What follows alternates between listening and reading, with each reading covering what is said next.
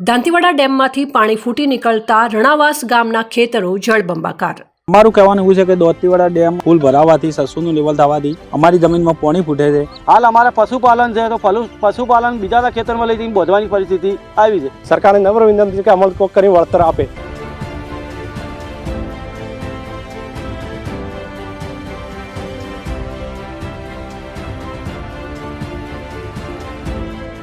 બનાસકાંઠાના અનેક ગામડાઓમાં સિંચાઈ માટેનું પાણી મેળવવા ખેડૂતો હેરાન પરેશાન છે।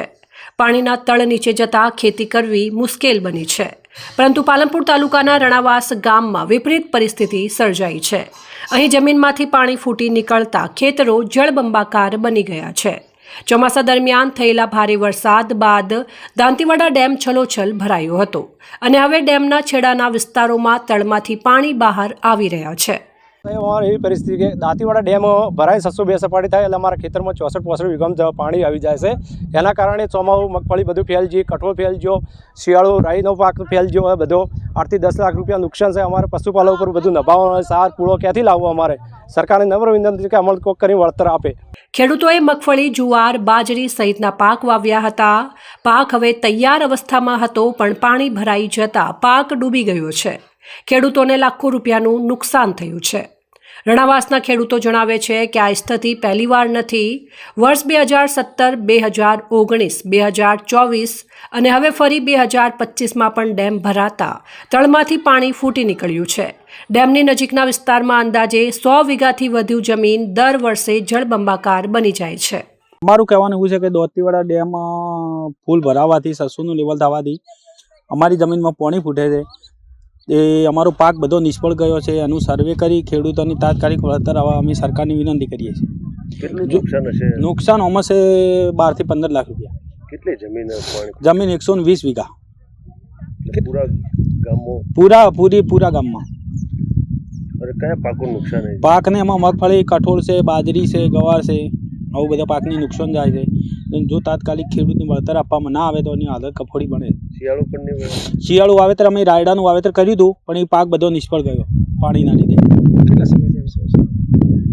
આ સમય લગભગ પાણી આવે 15 દિવસ થઈ ગયા। હાલ ખેતરોમાં 4 થી 5 ફૂટ જેટલું પાણી ભરાયેલું છે।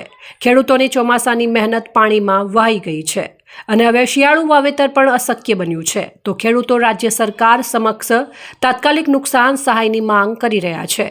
જો સ્થિતિ સુધરશે નહીં તો આગામી સિઝનમાં આખો વિસ્તાર ખાલી પડ્યો રહેશે તેવી શક્યતા છે।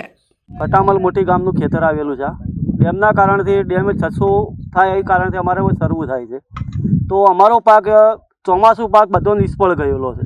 કોઈ બિલકુલ અમને ચોમાસું પાક મળે એમ નથી। મગફળી હતી, કઠોળ હતું, ગવાર હતો, તો બધો પાક અમારો નિષ્ફળ ગયો છે। લગભગ આશરે અમને 8 થી 9 લાખનું નુકસાન હાલમાં છે। તો સરકારશ્રીની વિનંતી છે કે અમને કોઈ પણ ધોરણે સર્વે કરી અને તાત્કાલિક વળતર આપે એવી અમારી માગણી છે। કેટલા સમયથી આવી પરિસ્થિતિ અમારે 17માં આવ્યું હતું, 19માં આવ્યું, 24માં આવ્યું અને આ 25માં પણ પાણી આવ્યું। અમને આ ચોમાસું ભરણું એવું નહીં, ચોમાસું નહીં મળે, અમે શિયાળુ પાક પણ નહીં મળે। શિયાળુ પણ પાણી ભરેલું જ રહે।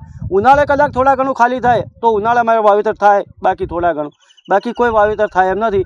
હાલ અમારે પશુપાલન છે તો પશુપાલન બીજાના ખેતરમાં લઈ જઈને બોધવાની પરિસ્થિતિ આવી છે। શું કહેવું હોય તો પશુપાલન રહે એમ નથી, બધી જગ્યાએ પાણી છે। પશુપાલન કોઈ રાખવું, અમારે ક્યાં રહેવું, શું ખાવું, એવી બધી પરિસ્થિતિઓ ઊભી થયેલી છે। એટલે સરકારશ્રીની નમ્ર વિનંતી કે અમને તાત્કાલિક ધોરણે સર્વે કરી અને વળતર ચૂકવે। કેટલું નુકસાન થયું? નુકસાન હશે 8 થી 9 લાખનું। એક તરફ જ્યાં બનાસકાંઠાના ઘણા ખેડૂત પાણી માટે તરસી રહ્યા છે, ત્યાં બીજી તરફ રણાવાસ ગામના ખેડૂત પાણીના વધારા સામે લડી રહ્યા છે। હવે જોવાનું એ રહ્યું કે સરકાર આ ખેડૂતોના આક્રંદને કેટલી ગંભીરતાથી લે છે।